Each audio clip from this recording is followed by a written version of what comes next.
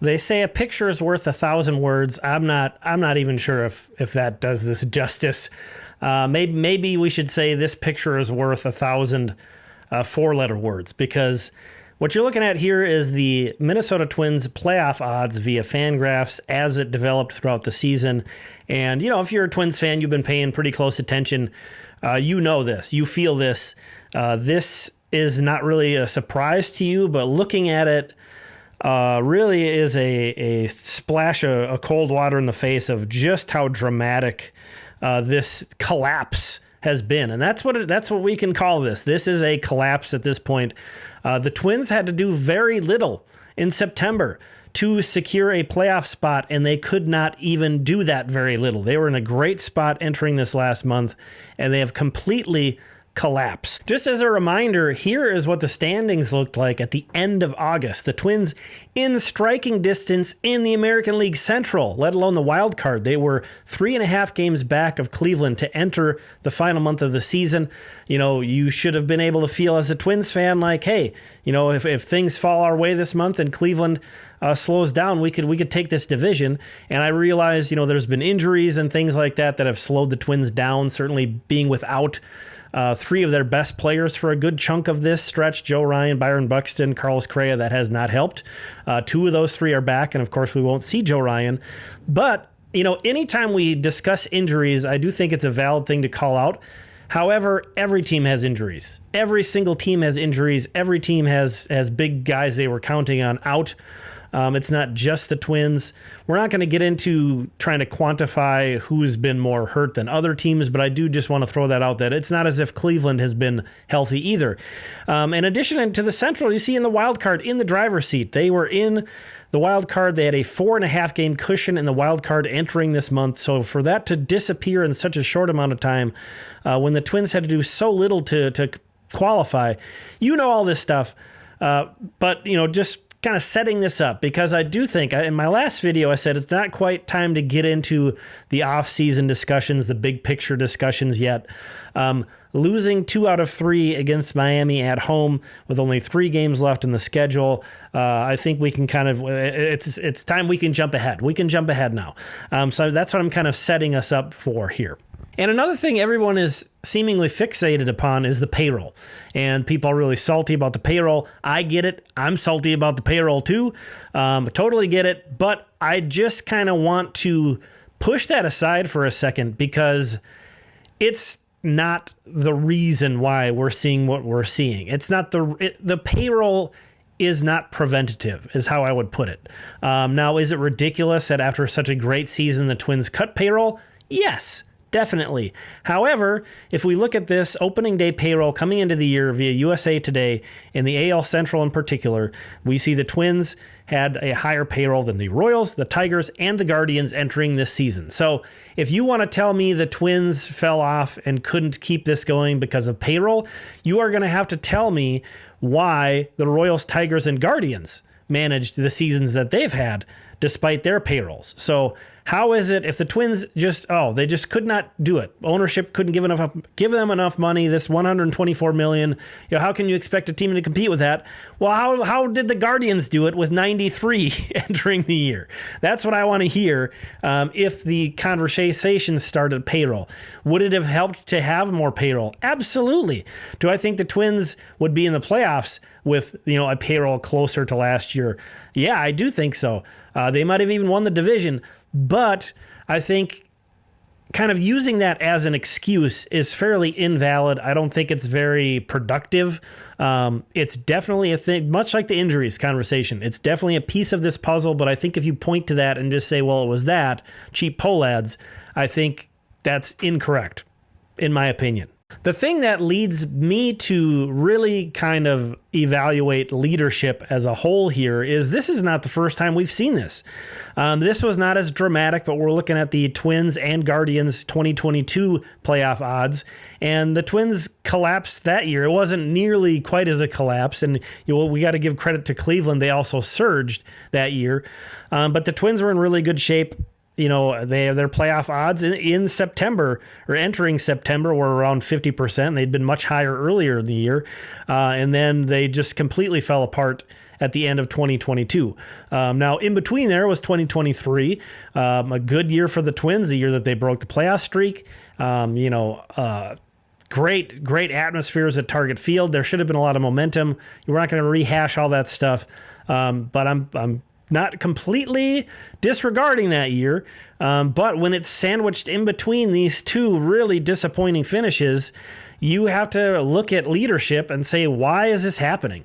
Why is this happening 2 out of the last 3 years? And I realize as a Twins fan, kind of crying about this stuff when they've been competitive, there's so many other teams across baseball fan bases that would kill to be in our situation, to have, had a competitive team the last 3 years, to have won some playoff games.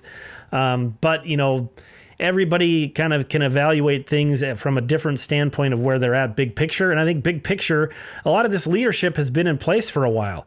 And I'm not so sure that should continue to be the case. This is going to be a very introductory conversation, but I don't talk about big picture stuff a ton. I barely ever talk about Rocco Baldelli in general. So let's talk about that. One of the reasons why I don't talk about Rocco Baldelli a ton is I do not believe you are going to get a whole lot different, like X's and O's, actual game managerial changes from him compared to literally anyone else you put in that role right now.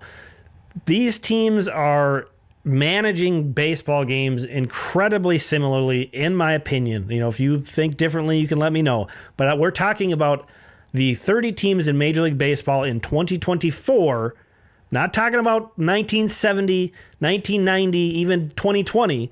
We're talking about how teams are managing things in 2024. And I think if you take Rocco Baldelli out and put someone else in, you are not going to see all that much different from a managerial perspective from in-game decisions. So that is a big reason why I don't talk about Rocco Baldelli much. And this is all my opinion. I'm not telling you if you feel differently, you're wrong. However, when you are the leader of a team that has collapsed in 2 of the last 3 Septembers, it really is easy to wonder what is going on here, and especially how little the Twins had to do this year to qualify for the postseason, and they continued to slide and continued to slide.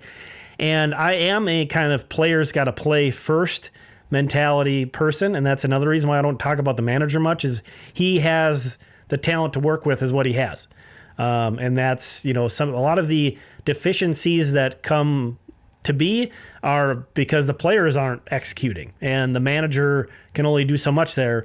So I think that's part of it too. But there is definitely a motivational factor. There's definitely, you got to be able to rally the troops. You got to be able to help this team turn things around. And what I have up here is the Cleveland Guardians the last 2 years. If you want to tell me, you can't tell me that Stephen Vogt is this much better of a manager than Terry Francona, because I don't think he is. I think highly of Terry Francona. I know a lot of Cleveland fans toward the end of his tenure really started to not believe in him. And, maybe he was kind of, coming to the end of his tenure and knew it, and maybe didn't do his best job in 2023. But I really don't think this Cleveland turnaround from one year to the next is based on how great a manager Stephen Vogt is. But it was a complete vibe change. It was a different voice. It's a different leadership. And we saw this kind of same thing when Rocco Baldelli started himself, from Paul Molitor to Rocco Baldelli. Do I think Rocco Baldelli is that great of a manager or a baseball mind compared to Paul Molitor? No. But for whatever reason, in that clubhouse with that team at the time that he took over, it was a breath of fresh air and it clicked. What if that kind of same reasoning is what needs to happen now? I wouldn't ever necessarily say like Rocco Baldelli deserves to be fired, but I definitely think when you are in the situation that the Minnesota Twins are in right now, that's a pretty easy button to push. Because again, I don't think you are... There's only 30 of these jobs, too. That's another thing to keep in mind. Like, this is a results-based business. There are only 30 of these jobs. There is a lot of guys out there that want to manage a baseball team, and that can come in and be a breath of fresh air for the Twins, hopefully. And it's starting to feel like maybe they need that. Now, I think that Cleveland might be an extreme example, but again, we can just look at when Rocco Baldelli took over as another one. But moving on, there is plenty other places we can look into possibly changing things up. So the front office also kind of had some excuses. They had to cut money. They had to make some stuff work. The moves that they've made in the last 12 months were not all necessarily moves that they wanted to make. They did a lot of things because they had to. They had to try to fill holes while cutting money, which is very difficult. However, I'm not married to these guys. I wouldn't throw myself down to protect Derek Falvey and Thad Levine's job. And as this report from the Star Tribune from 5 years ago goes, the Twins extended them through this season. So it'd be very easy just to cut ties with them right now and bring in a new front office group. Again, we're kind of laying groundwork. Am I saying these are things I would do at this point? Not necessarily, but these things are definitely on the table. And then finally, the players. The players got to play. There's a lot going on. Only two guys can only do so much. But I'm so shocked that this happened in a year where the Twins got good performances out of Carlos Correa and Byron Buxton. And I realize both of those guys have missed a good amount of time. But they both were so much better than they were last year. And again, last year was a good year for the Twins. Went to the playoffs, won a playoff series. Last year won the division, and then if you would have told me this, 6 months ago, I don't know if I would have been able to figure out how we got to this point where you got such better years out of Carlos Correa and Byron Buxton. Yes, they missed time, but even in the overall value, they provided more value by a lot in 2024 than they did in 2023, and yet this team has taken a step back. This team is not going to make the postseason. That would have broken my brain if you would have told me that. And obviously, I would have looked to the pitching staff and said, well, something's going to be going on over there then. And that is the case. But also, this offense, that has been at least as to blame for this collapse. And especially, it's easy to say that after they could not hit with runners in scoring position in a 13-inning game in which the bullpen pitched well until, a point you're going to break eventually. So, yeah, I mean, they've been good, but I've said before, it's really hard to trade these guys, and that's what we're going to talk about. Because last time we were in this situation was kind of when Josh Donaldson got traded, and that was sort of a vibe shift of the clubhouse. Is that necessary here? Again, same thing. I think that's on the table. I think it's really hard to give a solid answer not knowing what possible packages are there. But I think, if you're trying to restart, if you're a front office that's trying to figure out how to work with an even less budget probably this year than next year, this is probably something they're going to look into, is trading one of, if not both of these guys. And the thing about them coming off of good seasons is their trade value's up. They both have pretty hefty contracts.